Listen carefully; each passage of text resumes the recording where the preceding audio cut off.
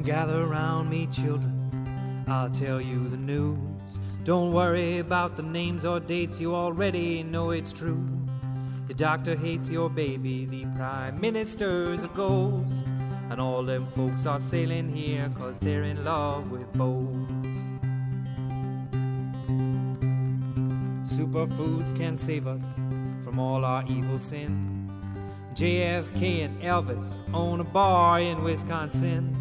And vaccinations were created by the CIA to steal votes from Bernie Sanders and turn your babies gay.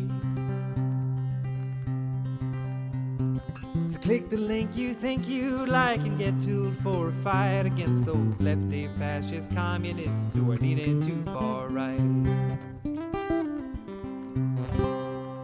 Hi and welcome to Not Another Fake Newscast. I'm Paul. And I'm Jerry, and we're here. I mean, I suppose we can call you a friend of the show at this stage. Darren McGarvie. I think you may be the third presenter. I think you may be the third presenter at this point, like if you do the numbers. Dan and Ovaltine. Dan and that sexy malty drink. As well. It's the third time we've had you on, and it's actually, interestingly enough, it's about a year since we last had you on, so I guess it's a good time to pick you up. The last time you were on talking to us, it was just after the general election had been announced that results had come through. Corbyn had lost, and we had quite a intense chat about how it's important for Labour to basically put forward somebody who's going to win next time round.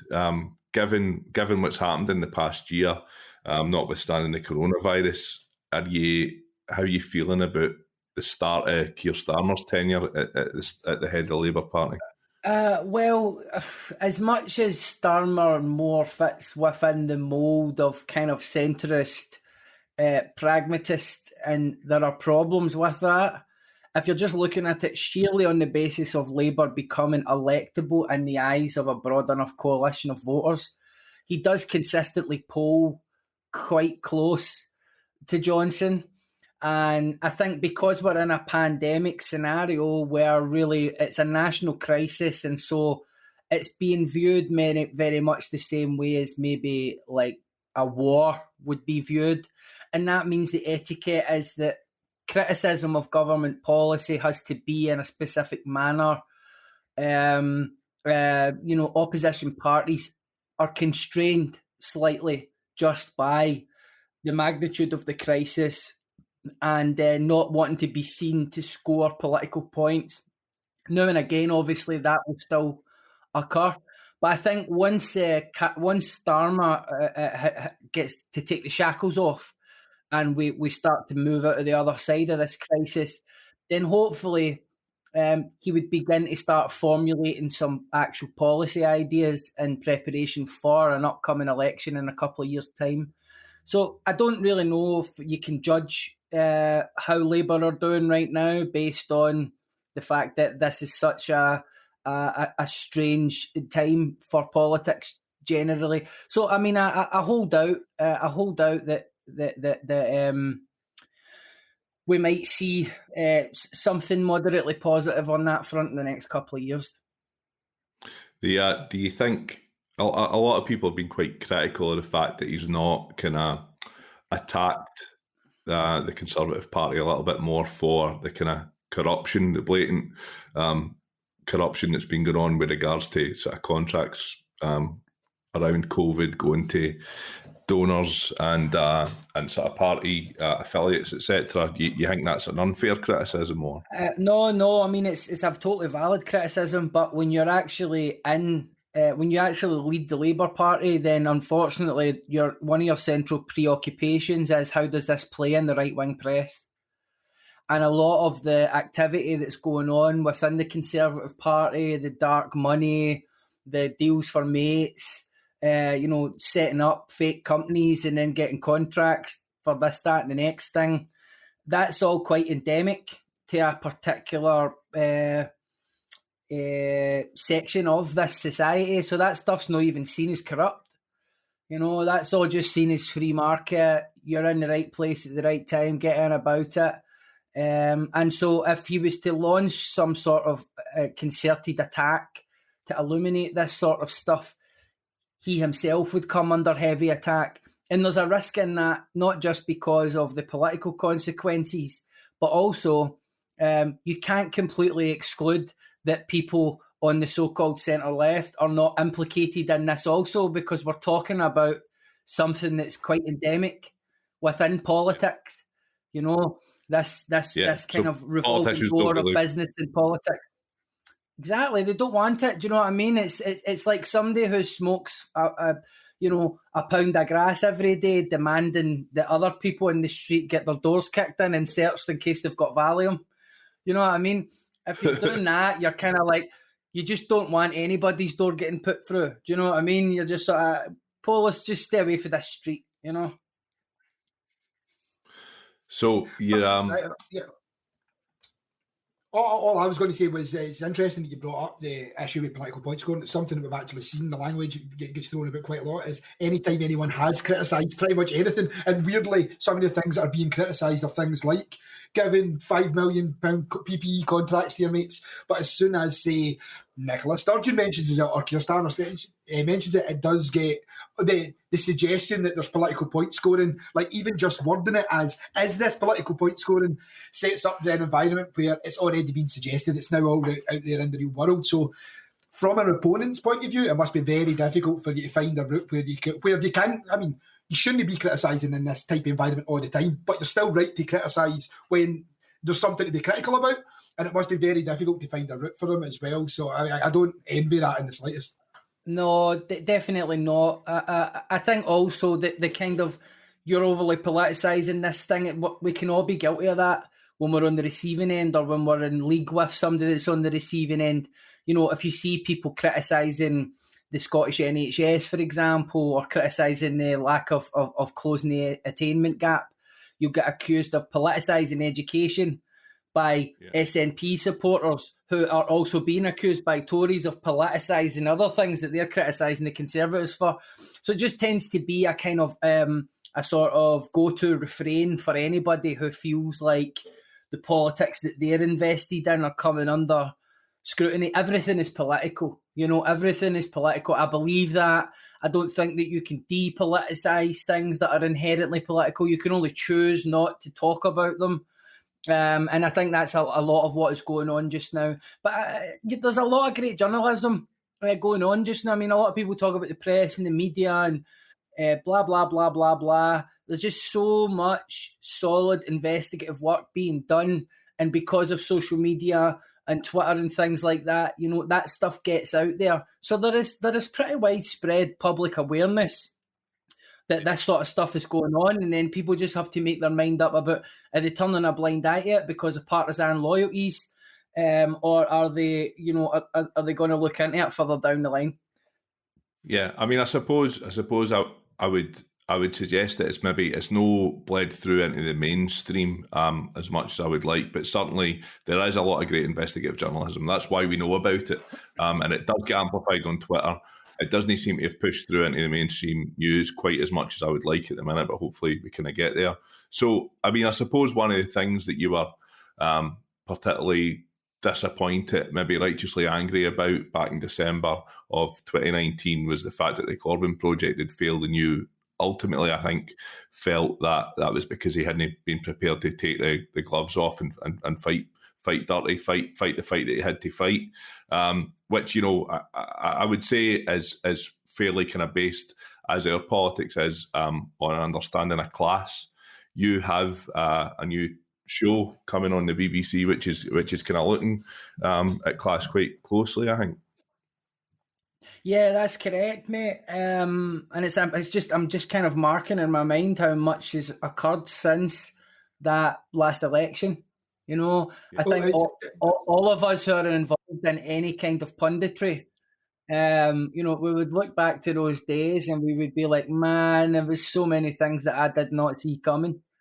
You know, Yeah. But that's it. I mean, that's genuinely, if we think back to the interview that we had like last December at the start of it, the fact that we sat and like totally kind of almost half-arsed discussed how the political landscape needs to be fixed. You know, this is how we deal with life. And then suddenly we had 2020 as a year the other side of it, and it puts a whole pile of shit into perspective. Do you know what I mean? But it's cause for humility, I think. You know, for all of us who sort of, you know, like to think we've got a firm enough grasp on things. But generally, I see a connection between a lot of what's going on just now and a lot of the stuff that we explore in the documentary. So the documentary is a 4-part series, and 1 hour each part, which is considerably bigger than the first series. It's called Class Wars. I present it. Much of it I wrote as well. And it's directed by Stephen Bennett, who co-wrote it with me. It's Turn Television are producing it. And ultimately what I believe it is the most comprehensive examination of class politics, class inequality in Scotland for quite some time. If there's anything out there that exists that is quite as comprehensive as this, I would know about it and I would have studied it. Yeah. So, you know, in that sense, I'm quite excited at the prospect. I'm grateful that the BBC have given me such authorship over this, because there are certain lines in this and certain takes and certain angles, you know, that I come away with that I think a broadcaster with less faith in the presenter would just edit out. You know, they would just say it's not going to fly. Right. So it's very clear that it's authored by me, and a lot of the views coming forward are my views. But at the same time, what's important to note about it is that what we're trying to do is look at the vast body of evidence that exists, that class is not only real, but that it exists in so many dimensions, that to argue for its non-existence is to mark yourself out as a profoundly unserious person. You know, where I would agree with class skeptics is that the discussion about class can be divisive. When you're talking about class essentialism, so you're middle class, so you must read The Guardian, and your kids must go to ballet, and you must have 2 houses and a car and not have a clue what it's like to work in a full-time job getting paid minimum wage. Or when you're the sort of class essentialism of people in poverty, you know, you're a bit thick, you know, you're not really interested. You like Nando's, you like Tenerife. That's about the extent of your cultural interests. That sort of essentialism is unhelpful, especially when it's not done partly tongue-in-cheek. I think it's okay to have a laugh. But when people are walking around with this seriously hardwired into their mind, that doesn't help. I'm guilty of it. We're all guilty of it, categorising people in simplistic ways. So I recognise that class can be divisive when we're talking about it in those terms. But where it remains the most useful concept we currently have available to understand the vast differentials in outcomes across health, education, income, life expectancy, social mobility, mortality, and many, many other things, then this concept remains the most useful lens through which to construe a lot of the trends that we see in society. So the documentary really tries to stand behind that argument. We speak to you know, many people, sociolinguists who teach us about the fact that, you know, your accent really marks out your class. Less than 5% of the British population speak with a received pronunciated accent, but the majority of the British population see that accent as the most trustworthy. You know, so straight away you begin to understand all the different subtleties of class in terms of social mobility, assortative mating, which is the phenomenon of people marrying within their class rather than up and down class. And so there's just so much evidence that it's there. So we're trying to move the argument past the whole is class a real thing? Is it an identity thing? Is it just who you choose to be? I mean, a lot of the people out there who think they're working class aren't working class. A lot of the people out there who are working class and should be getting organised have no concept of class. So it can be an identity thing. We're talking about material conditions in which people are situated and the interests and conflicts that arise from them. So I'm really looking forward to it going out, and I'm really chuffed it's getting broadcast as soon as this, because I've not even done the voiceover on the 4th episode yet. So really? It seems they're very keen to get it out there, which is good news. So when were you filming it then, Darren? We did a lot of filming during the pandemic. So when, because it's journalism and broadcasting, we have exemptions. We have a crazy amount of COVID restrictions and COVID safety guidelines that we had to follow very, very strictly, which include me getting my temperature taken 3 times throughout the course of a day, having to take my temperature before I leave the home and send it to the production company. Any cars that I'm travelling in have to be fitted with a plastic screen that's sellotaped and sealed. We all have to wear masks all the time. And you know, as kind of weird and inconvenient as some of that was for me, for the production and the team organising the production, this was an immense obstacle that was constantly having to be traversed, and they did it with such grace and patience. Particularly Stephen Bennett, the director, who 99.9% of the time, unless he's away in the middle distance filming from afar outdoors on a fucking, on some country estate, was wearing a mask while carrying a camera, operating multiple cameras at once. So a really hard slog. But we chose to film a third of the interviews and pieces to camera in one location, which was Lauriston Castle in Edinburgh. We thought that would help to give the programme a distinct look, distinguish it from the previous series. I wasn't interested in, being in derelict urban environments. I wanted to show the audience a different kind of side of the class discussion, which is not just examining poverty, but also privilege.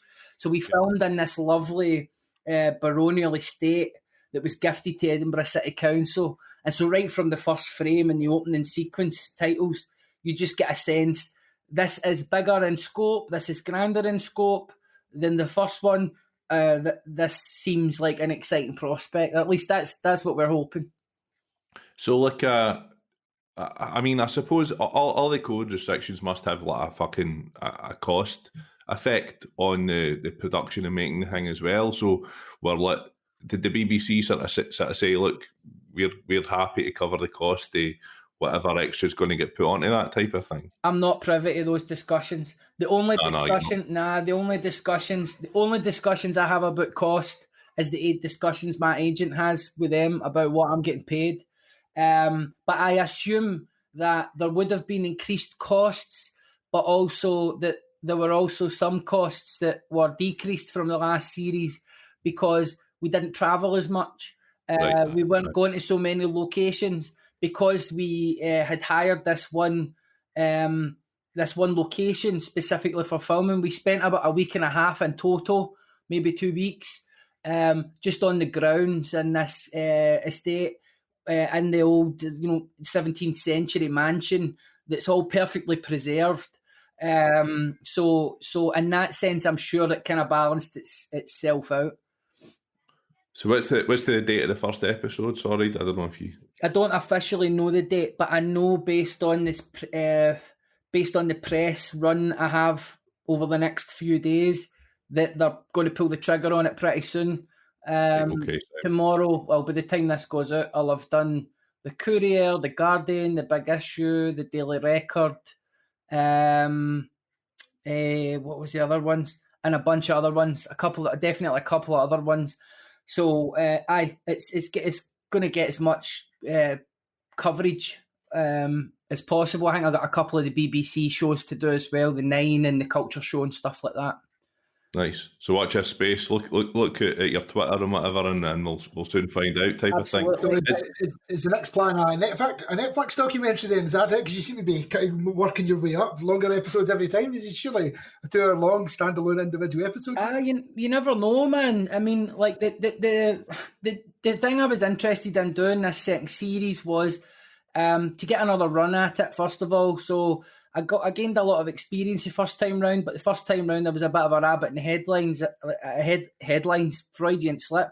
I just came off the success of the book, went into the Fringe, won the Orwell Prize while at the Fringe, and then went in to film the first series as soon as the Fringe was over.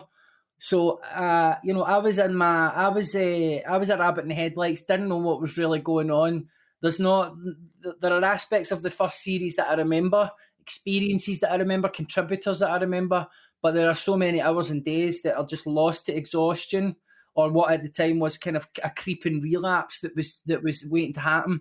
So really this time around, as well as getting another opportunity, to work, how lucky am I during a pandemic to get the chance to do this kind of work, but also to really embrace it, to put all the lessons I'd learned into play, to be grateful even on the hard days that I was out working and that I have this amazing job and this amazing opportunity to have 4 hours on a mainstream television channel to talk about the subject that I have in many ways been immersed in since I was a child, which is class and equality in politics. And so I think that gratitude, that experience really comes to the fore in terms of my performance as a presenter, which is superficial, obviously, because what's important is the material and the content. But I certainly... You need to get people to buy into the content and the material. I seem to settle into the role a lot better. I think there's a rapport now with Stephen, the director, a familiarity with Darren. We have a kind of shorthand now in terms of how we communicate, and definitely the any sort of little niggling issues from the first series were all ironed out this time around.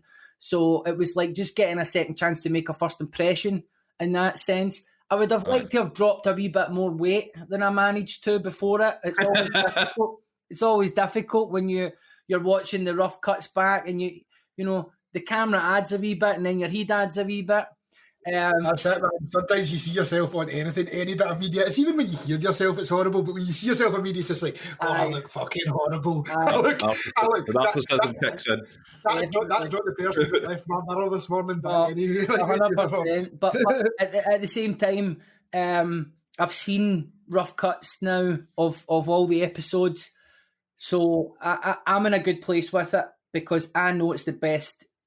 I know it's the best we could have done under the circumstances. And I think it's going to surprise people. It's going to challenge people more so than the first one did, because it's not just challenging preconceptions about poverty. It's looking privileged sections of the population who are often over-catered to by our culture. It's looking them in the eye, you know what I mean, and challenging them to rethink assumptions about themselves. And that's, I think, where this programme distinguishes itself slightly from a lot of stuff on TV. But a big talking point, or I was going to say, is a big talking point in the last time that we recorded was very much on the idea that, like they say BBC news presenters come from a particular class and background and stuff, and maybe the way that they perceive the world is, I don't want to rehash what we spoke about, but essentially the way that they perceive the world is maybe not as toxic and poisonous as we on the lower classes, if you will, project onto them, and it's maybe just a lack of understanding, lack of education, and lack of perspective to understand where the world actually is. Yeah, well, we are all products of our experiences, and we're all limited in some way by our experiences. So I visited an estate called Rottley Estate, which is kind of prime grouse moorland up in Angus. This guy, D. Ward, owns 8,000 acres up there. And we were very fortunate to manage to get to spend a day with a landowner. And so, you know, I gave my assurances, you know, that I'm not interested in the kind of gotcha journalism. I'm not going to drive all the way up there just to get a bit in the camera where I can look self-satisfied and smug and list off child poverty statistics. That was not the point. The point was for me to get an insight into what that lifestyle is like, you know, for me to get an insight into the world through the eyes of someone who owns a vast amorphous swathe of the Scottish countryside. And interestingly enough, when you're up there on this mountain that he owns, and you're looking out, This is a sentence that's mental, by the way. exactly, and you're looking out, right? You're looking at, and he basically facilitates or preserves or in some way is responsible for the habitat of every living thing, from the lower slopes of his estate to the mountaintops, right? So you're talking golden eagles to fucking rabbits, grouse, fish, hundreds of different species of plants. He's dead passionate about nature, dead passionate about wildlife. The only catch is he makes a lot of money from bringing in tourists to chase grouse around the fields and shoot them and eat them, right? So I went out there with him.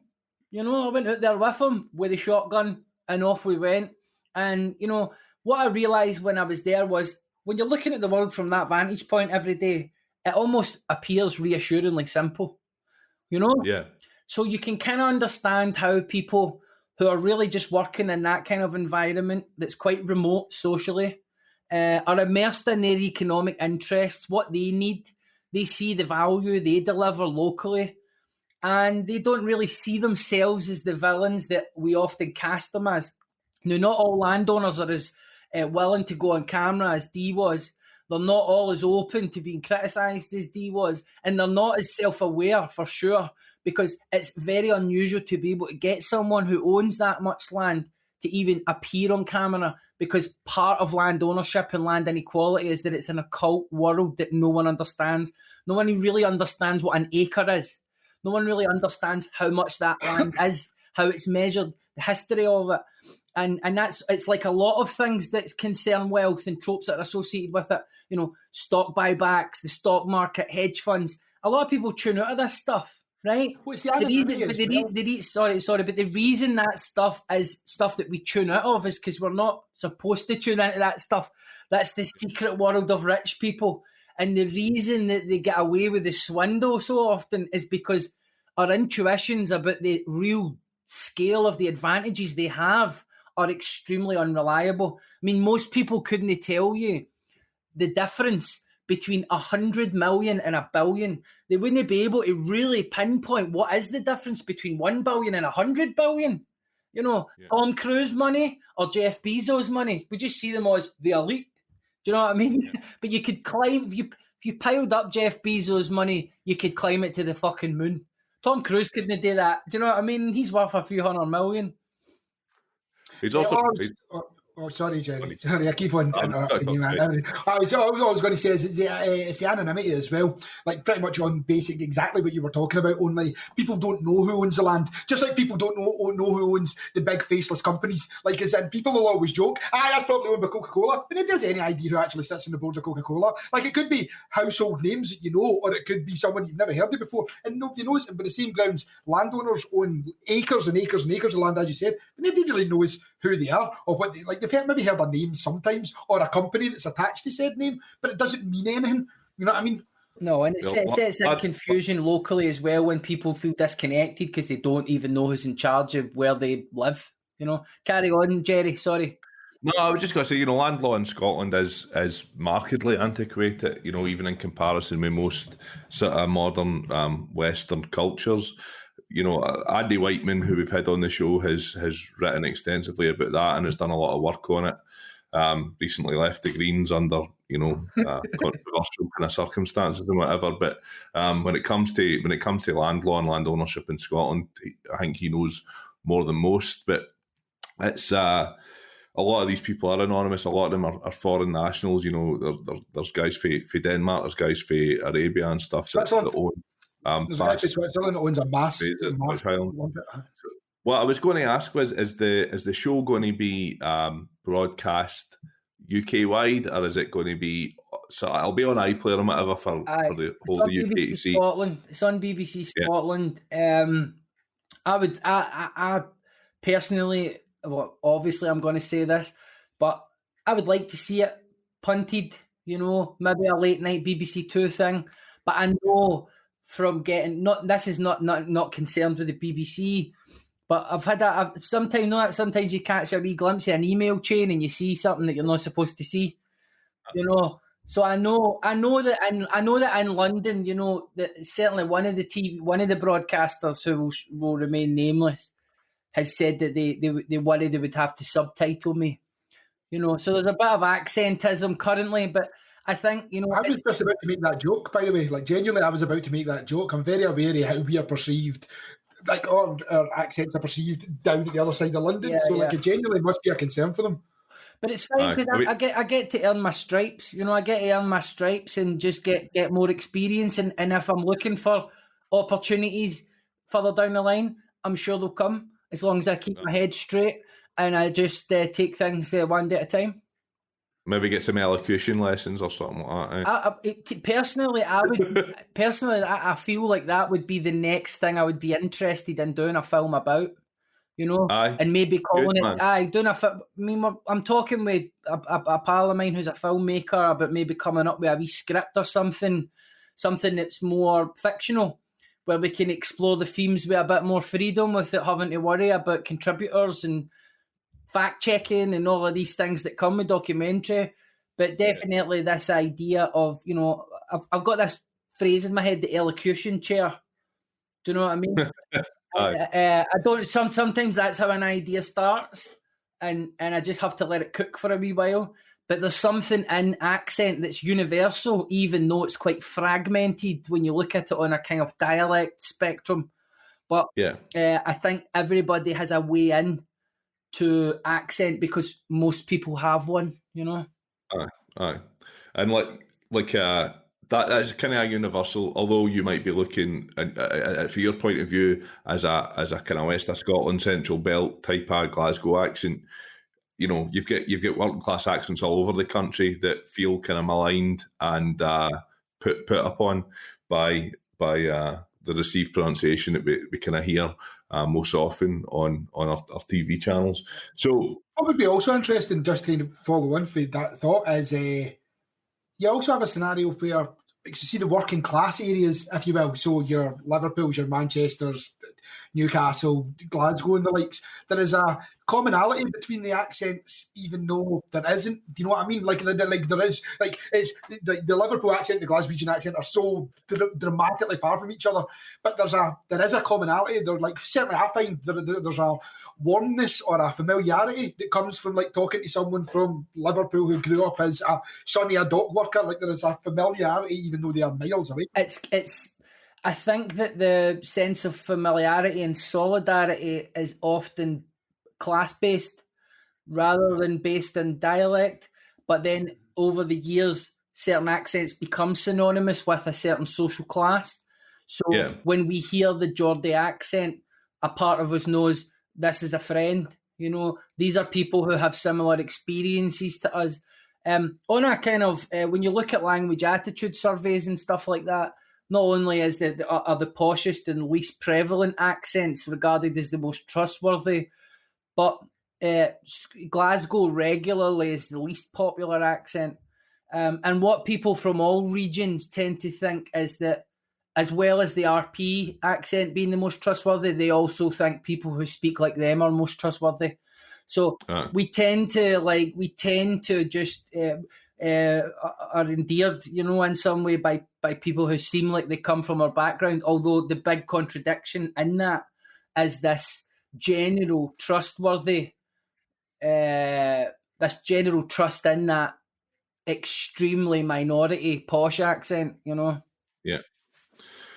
But what I was going to ask, do you know, actually, just while it's in my head, so one of the best things that I've seen on the BBC recently, which featured a lot of different kind of working class accents and went to, I think it was in Liverpool. It was a couple of guys who'd been on the first season of the Rap Game UK, and they went on a wee kind of tour bus thing, and they went to, I think they went to Birmingham, they went to Liverpool, and they were looking at kind of local rappers for different areas of Scotland or different areas of the UK.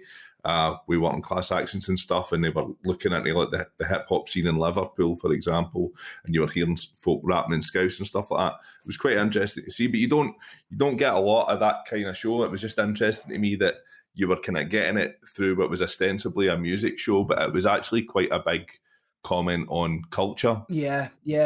And working class culture. I bet you. And I think that these art forms are often a good way in for broadcasters, you know. And then also there's an incentive for them as well. They're always trying to capture the youth audience, you know. Aye. So they can kind of tick two boxes with that in terms of getting stuff that seems current, but also covering different regions, which they do have. They are mandated to do. I mean, we did a film that was the first thing I did for BBC Scotland, was the history of Scottish hip hop.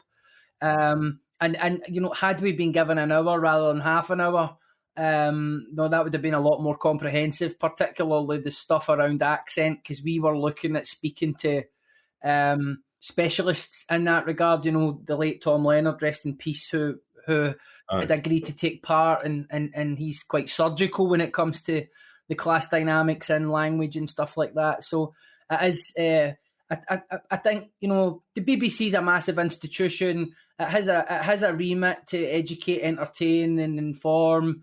And I think sometimes it gets that really right. You know, sometimes it gets that really right. I'm no so much into the big, you know, the big talent shows and all that. Do you know what I mean? But that's my personal thing. A lot of people are, and I guess that is coming under the remit of entertain, and they've got to keep up with the Joneses in that regard. It's not my bag. I like the documentaries. I like the political history stuff. I like all the radio channels. And I like BBC Scotland, especially BBC Scotland. Massive shout out to my boys up at the BBC Scotland executive level. So you've kind of had some music out, like your first thing for a wee while, kind of during the pandemic. You released the video and the track "I Wish I Was Dead." How did that come about? It's pretty full on. Yeah. I would urge the listeners to go and have a look at it, as well as, by the way, just because you mentioned Tom Leonard, liaison coordinator was the poem at the start of Poverty Safari. If anyone who's listening hasn't A, read the book, or B, seen the poem, I would recommend checking that one out because it's a belter. Definitely. But also, your music video and your song. Right, so tell us a wee bit. Nice one.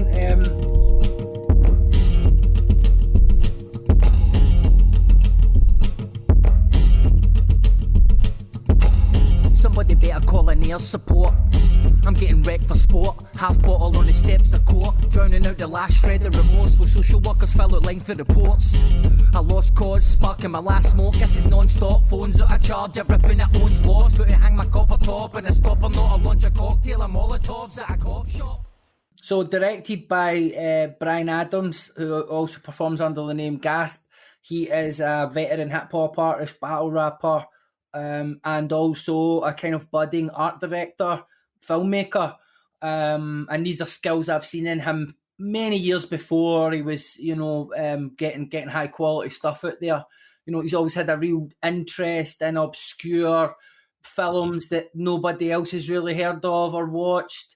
That influence bleeds into his music, and so, like, given how far back we go, we were keen to collaborate on something where he was going to be directing it, because he knows me really well. And so I sent him this track, Run To It, which is one of the songs in the I Wish I Was Dead video. And so he listened to it, and I was like, he came up with the treatment for it. I was like, that's cool, nice one. And then I sent him Don't Jump, produced by Tony Smoke. And basically he just kind of had a eureka moment where he was like, this is like a double feature. So what we're going to do is we're going to blend this into one film. And he went away, came up with the shooting schedule. He even wrote the dialogue parts.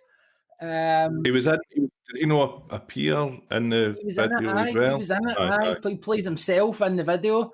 And that's, that conversation we have in the video is no dissimilar to conversations that we have had when I have relapsed. Hi mate, how you doing? I'm sorry for phoning you like this, but I'm absolutely fucked. Fucking hell, have you lifted a drink yet? No, but I feel like it's definitely on the fucking cards, man. Darren, man, fuck, where are you? Mate, honestly, man, I'm sorry, man, mate. I love you, man. Darren, wait there, wait there. Because the film is quite autobiographical. There are certain things in it that didn't specifically happen that way, but the general thrust is the same. You're in a place of stress, you're unaware of the danger that you're in, a moment of madness, and you start using, and then you develop this appetite for more and more and more until you lose control. And so we captured that pretty vividly with the cinematography and the two tracks, one produced by Jim Sutherland, the other one produced by Tony Smoke. I think, they stand really well on their own without a visual, but I think to get a visual that was that resonant in terms of the audience just ate it up, they ate it up. It's impactful, man. It didn't have a massive, it didn't. We considered shopping it around in terms of looking for a publisher for it. And then I decided I didn't want to take the risk because there's certain shots in it that I think if you got a third party involved, they're going to show a bit of concern, like me pissing on the Glasgow City Council signage, the vivid depictions of taking drugs, in particular snorting cocaine, and then I was just like, you know what, fuck it, we'll put it out and it'll find an audience. And you just have to stand behind it and believe in it. And that's what happened, Like, it was the first time I've ever released something where the Facebook algorithm couldn't constrain it, right? So by the time that the ads that I purchased kicked in, which was 2 days after it had been published, the organic reach was already absolutely out there. I mean, the majority of the people that it got to on Facebook, it got to organically through people sharing, through people messaging, through people commenting, and so it was just that's got to be satisfying. It was satisfying, mate. It was, and there was a couple of the news. It was in the news a couple of times. And I'm always in my head for some reason. I'm still kind of small minded, where I'm like, I want a music journalist to write about it. Do you know what I mean? I want an arts journalist. I want somebody at the Scotsman to phone me and say, wow, this is an amazing piece of art. We're fed up writing about fucking Underbelly and the Edinburgh Fringe, But you know what? Actually, it got more coverage than 90% of stuff that gets published in Scotland. You know what I mean? And it had more impact than a lot of stuff that gets put out, particularly in a pandemic where artists are really limited in their resources and people have a lot of content fatigue from consuming stuff online all the time. So we were really buzzed. It was obviously bittersweet because it's a very serious subject that is very close to all of us, I'm sure. And so art that comes out of these circumstances is difficult to feel 100% excited about. But at the same time, when you put the work in, you take risks and it pays off, then, you have to be happy with that. Jump. Realise your brilliance. The mild stimulants you use to manage hypervigilance.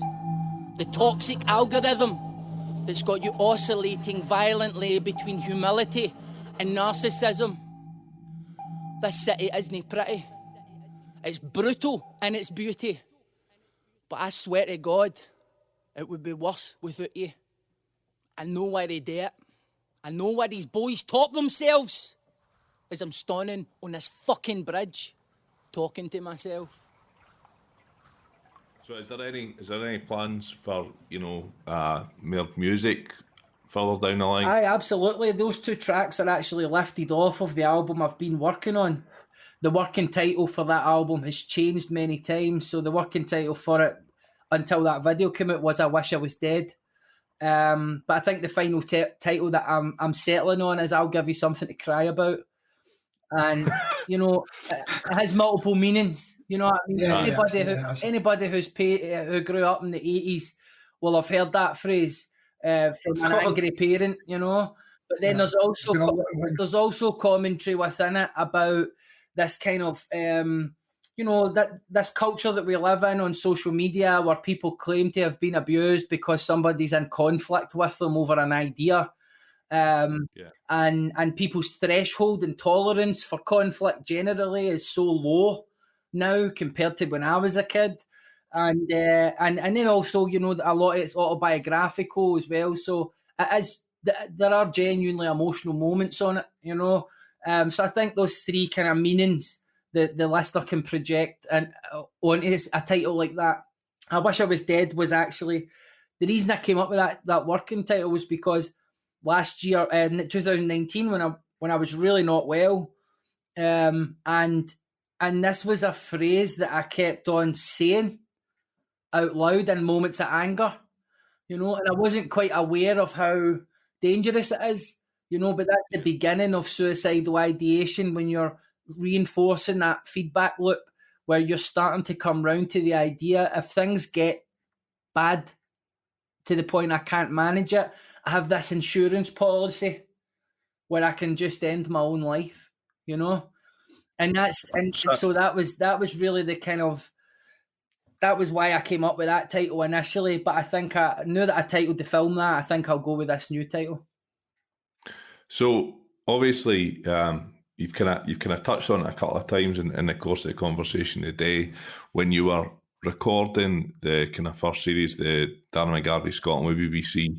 You kind of triggered a bit of a relapse to your drug use. I think you ended up having to kind of go into rehab and stuff because of it, man. So did you have any worries that the stress are kind of producing TV and stuff again would put you back that way, or did you feel kind of mentally strong and ready for it? What happened, actually, in all honesty, and it's never occurred to me until I got clean again, was that the relapse started a week after the book came out in 2017. Right. So the relapse started when I was in London and everything blew up. I went on Start the Week. Next thing, I was the top of the Amazon bestsellers, Sunday Times bestseller. It's all happening in the course of 24 hours. So it blew my mind because I wasn't expecting that sort of impact. So I took 2 interviews to do in London, Start the Week, and then Jeremy Vine the next day. Now, I hadn't given any thought to either of these interviews, but because of the impact of the first one, suddenly I had big expectations for the second one. So I started thinking, oh, hang on, I can knock it out the park here. Do you know what I mean? Like, this can be that moment where, like, you make it, And so, basically, I had whipped myself up into a frenzy and completely excluded the possibility that something might happen and I might not be able to do the interview. And that's what transpired. Half an hour before I was due to go over to Broadcasting House to do the interview on one of the biggest shows on Radio 2, I got a phone call from my publicist who just said, look, I'm really sorry. I could tell with the tone in her voice. She was like, they've cancelled. And I was literally looking across at Broadcasting House for the hotel.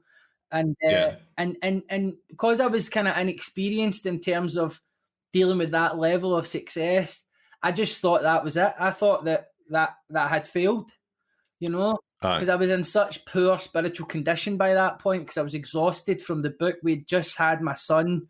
Life was changing really fast.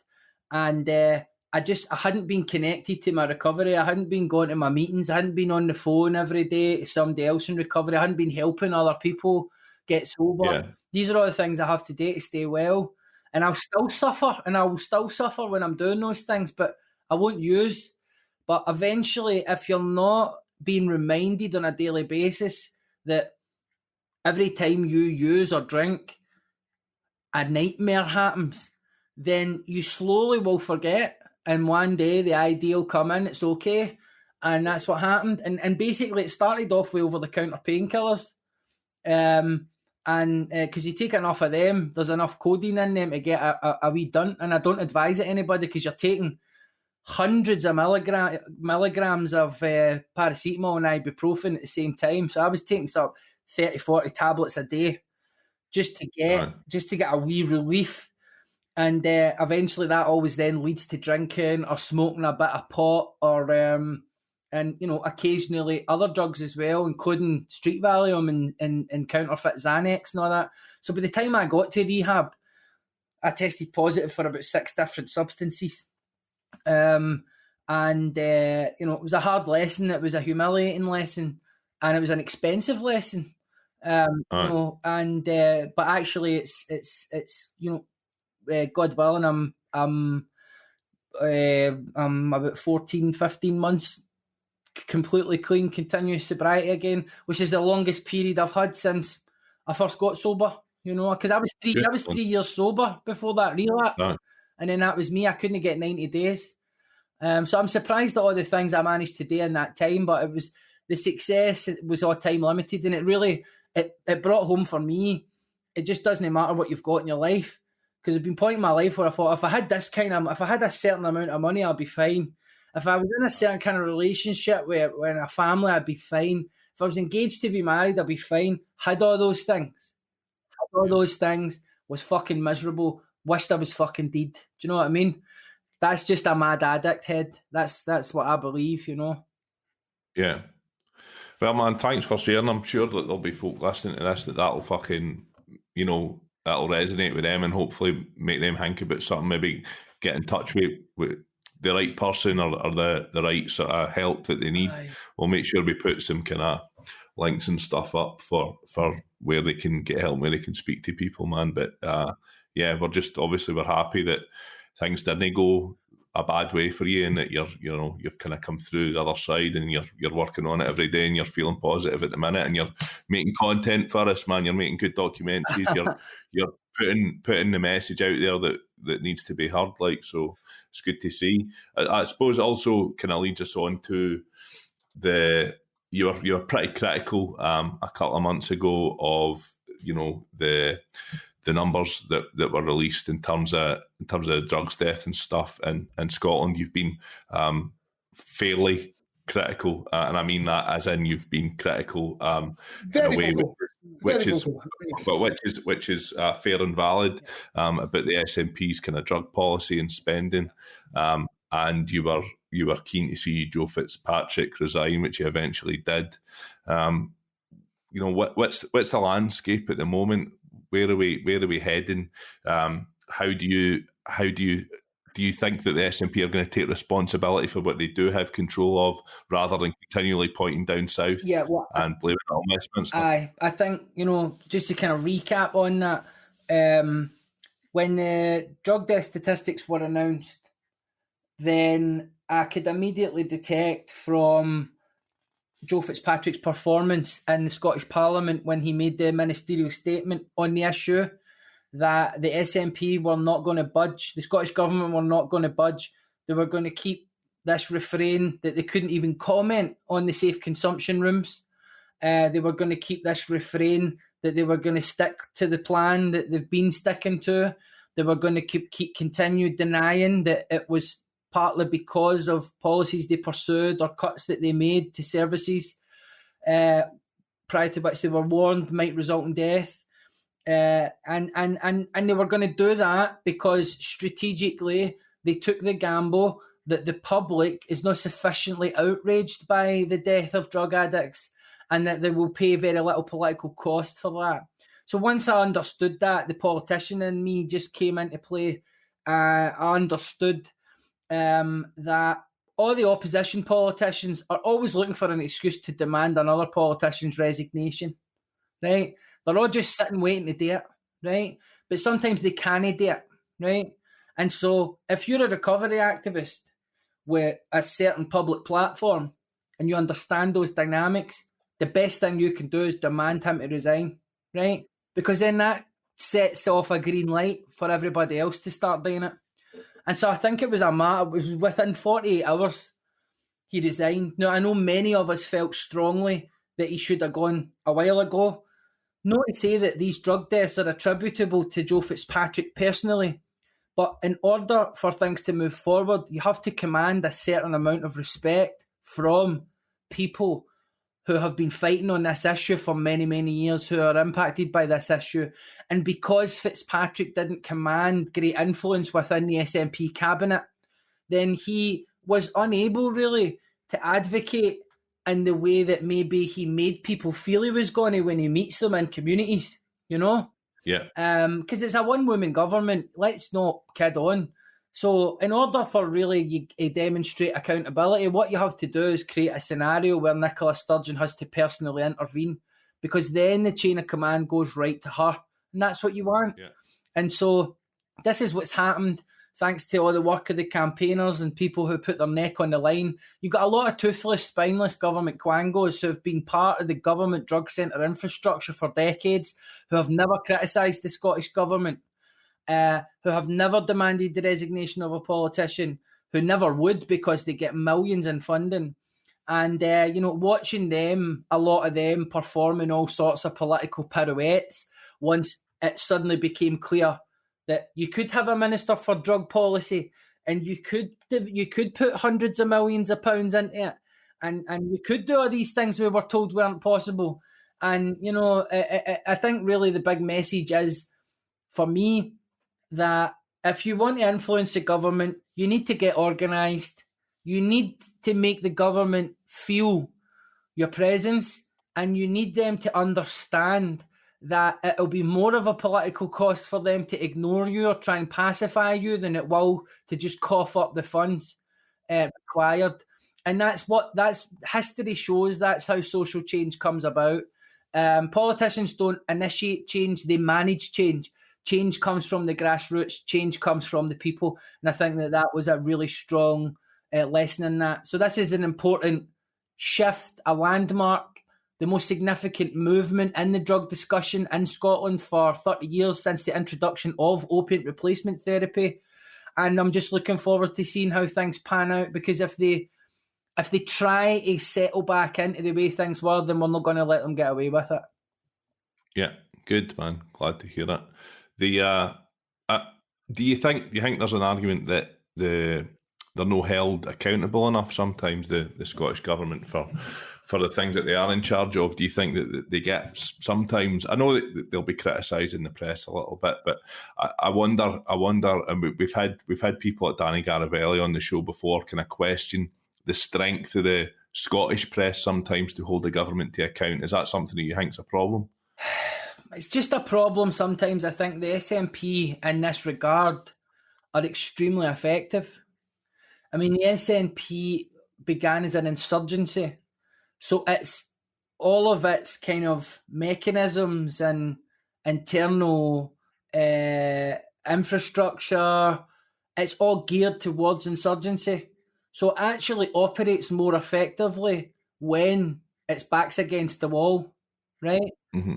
Its record in government is mixed, but most governments that have been in power that long have a mixed record. There's the honeymoon period, and then the malaise starts to set in. They're still in power because of the potential for them to deliver independence. There's no denying that.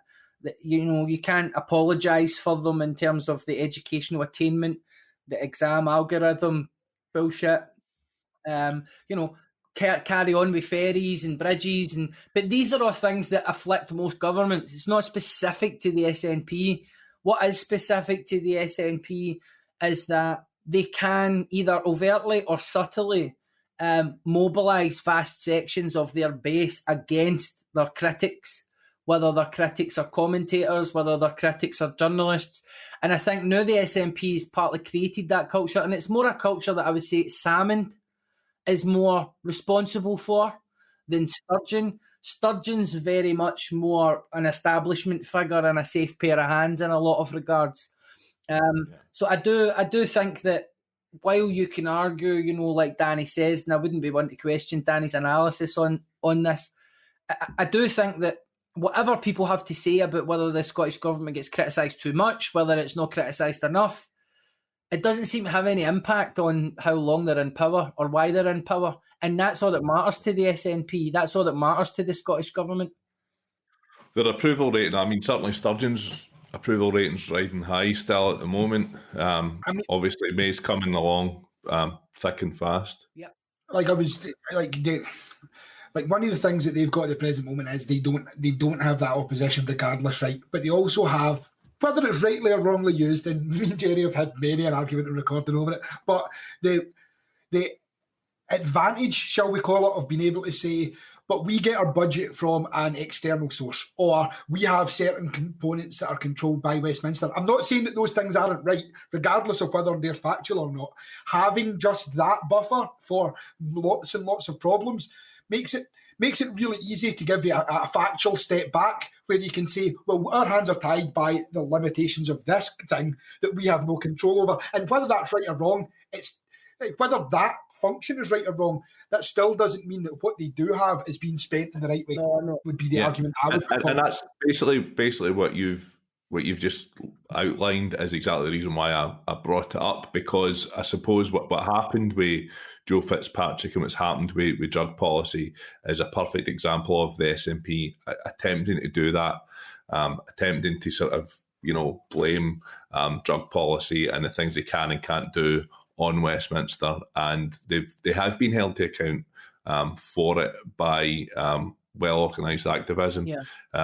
But it shows that if you're just looking purely at the ethical, financial, economic, political decision-making process of any government can argue that their hands are tied.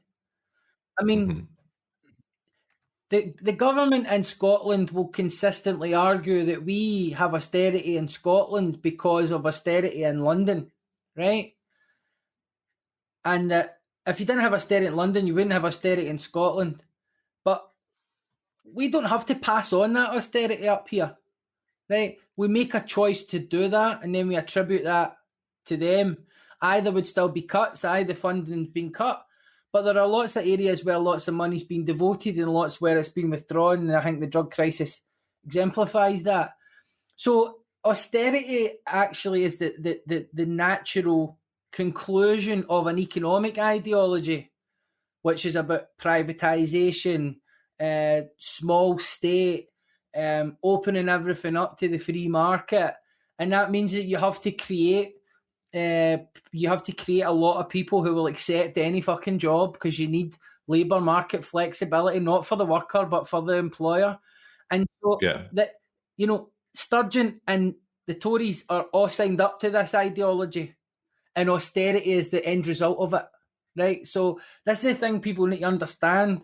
Like, if you are subscribed to this ideology, then you genuinely feel like you have no choice but to cut benefits. You genuinely think that is an unfortunate, necessary evil, and that's the way that it is. And unfortunately, while the rhetoric certainly is a bit more pleasant to the ear, north of the border, for me anyway, and there is a certain baseline competence, I would say, in particular where Nicola Sturgeon is concerned. She's a gifted communicator. I think even people who don't like her and are severely biased against her will admit that as a politician, she's very effective. But ultimately, most people get into power because they subscribe to an ideology that produces austerity, that says austerity is a necessary evil. And that's just where we are. So where you choose to blame and who you choose to blame is often a case of what your partisan instincts are telling you to do, because the problems are more fundamental. And I think when Sturgeon tries to blame London, or that suggestion about London, I think 50% of the time it's bullshit, and they know it's bullshit. So do you think we'll see an SNP majority come May? Failing some mad scandal related to this Alex Salmond affair, failing some scandal, because even though tensions are high between certain tribes, it's got not a lot of traction with the public, and the journalists are keen to write about it. It's political drama, like there's a hint of a sort of tartan biscuit tin Watergate type scenario, that's going on, and the Murrows and Salmond and the political intrigue, and Wings Over Scotland's last tiny claim to some kind of relevance was his reputation that was valued by a court at £100. Do you know what I mean?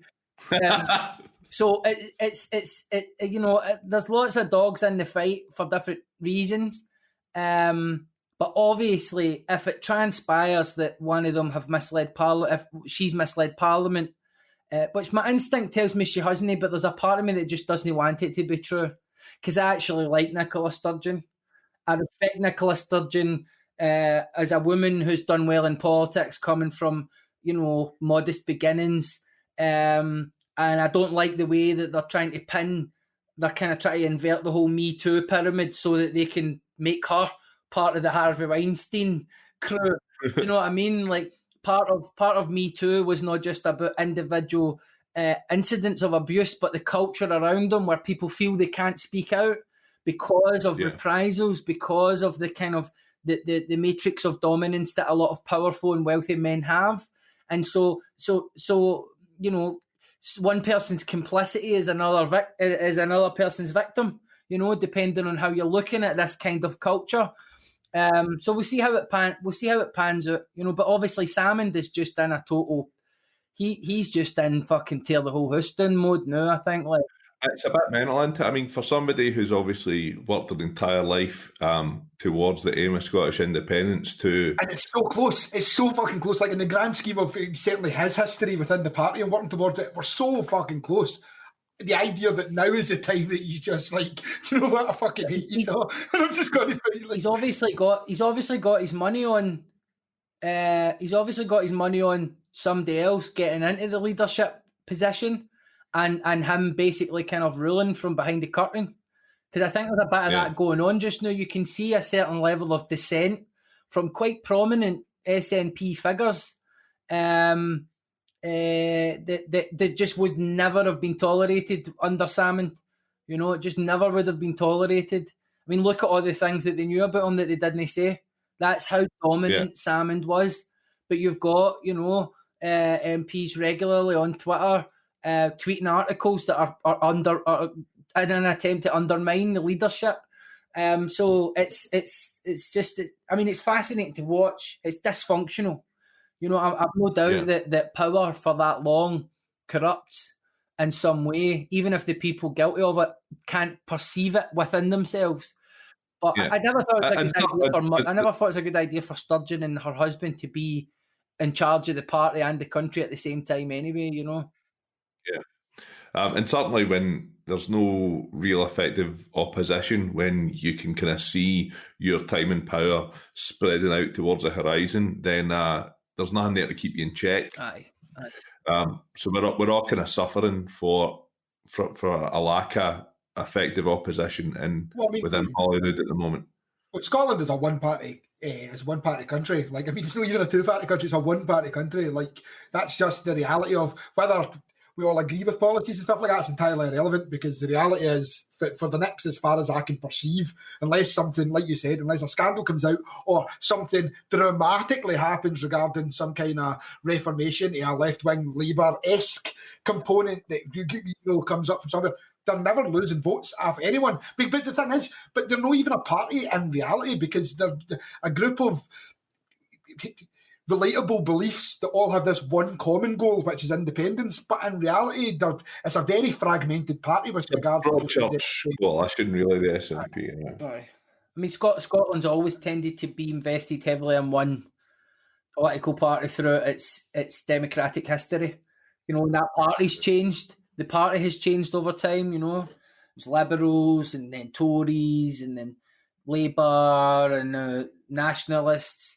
I think the difference with the SNP is that they strike a particularly effective balance between appealing to their base, appealing to a significant section of people from poorer communities and engaging them, and also your kind of your higher tax bracket, swing voters who could vote Tory one election based on the value of their house that year.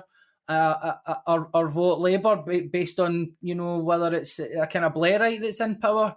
So I think that the SNP are effective in that sense. I think they have a kind of perfect storm now politically, where Brexit's definitely happened. And you have a lot of folk. You have a lot of folk who like the idea of getting back into the EU, and It's definitely happened in a way that a lot of people predicted it would happen as well so far. You know, there's been a lot of turmoil, there's been a lot of unhappy fishermen, which, I mean, I'm going to be honest, I'm struggling to have huge amounts of sympathy because they were one of the main proponents of let's get the fuck out of the EU. I know. Obviously, you don't want to see like fucking people out of work and Communities stuff dying, like you know that. what I mean? But I know fishermen for when I lived up in Aberdeen and stuff like that. You know, they're no fucking scraping by fishermen. You know what I mean? And they were very much in favour of this. They thought it was going to herald a new dawn for them. And yeah, it's not So quite because of the worked out that way. newspapers they read into it. That's the bottom line. It's all depending on what fucking information slipstream you happen to be in. On the lead up to that, you know, it's still very powerful. And then the irony is the story that's came out, and not well, or the words that have been said very recently have been regarding a fish in British water as a British fish, a British citizen, a British fish citizen. Don't really know what it'd be called, but certainly it exists. But a person in British water is not the same as a fish in British water. Fucking far from it. Like if you're above water and you enter British water, you're a fucking immigrant who's there to steal the healthcare or some shit. Whereas if you're a fish, you're a good British fish, regardless if you're a Norwegian fish or something. Doesn't I think it just, that comment, even though it was sort of tongue-in-cheek, it just sort of shows the kind of, you know that phrase, the banality of evil. You know, like truly evil stuff is kind of like so unshocking and undramatic, it sort of slips past you. Like Rees-Mogg is such a lightweight in terms of his grasp of the social fabric of Britain. And so a comment like that reveals that, you know, really reveals that. He's a person who has clearly been given a role in the cabinet because of his loyalty to Boris and also the general Brexit issue. But he is not an effective politician. He's not even a good communicator. I mean, this guy is laughable. He should be a museum exhibit, you know. He's not a great person across the board. In any, you see him in any different scenario. You put him anywhere, it's just like he looks like a Victorian ghost. He looks like a fucking a haunted pencil. It's awful. But due to the kind of the nature of Brexit has kind of led us into a position where you've got all these sort of fringe characters for the Tory party sitting in quite prominent positions, which they never would have been anywhere fucking near under normal circumstances, eh? They're the radicals. They're the Tory version of radicals. You know what I mean? So it's interesting because you never really associate radicalism with the right. It's always with the left. But I think that essentially we've seen what happens when you let the fucking bam pots in on the right. Do you know what I mean? Well, that's it. On the left-hand side, the problem is extreme views on the left-hand side is like we want to make sure that everybody's having a good life and they're all getting by. Extreme views on the right are fucking slightly different. They're a bit more offensive. But anyway, man, thanks for taking the time to speak to us again, man. And yeah, I think we'll be touching base with you and getting a wee bit more in depth to the sort of the state of play with regards drugs and drug policy in Scotland soon. But yeah, man, thanks for talking to us. And one more time, the name of the show, and where people can it'll see be on BBC Scotland. I'm assuming sometime in the next few weeks. Maybe even the next couple of weeks. So just keep an eye out for it. I'm sure you'll see it promoted somewhere.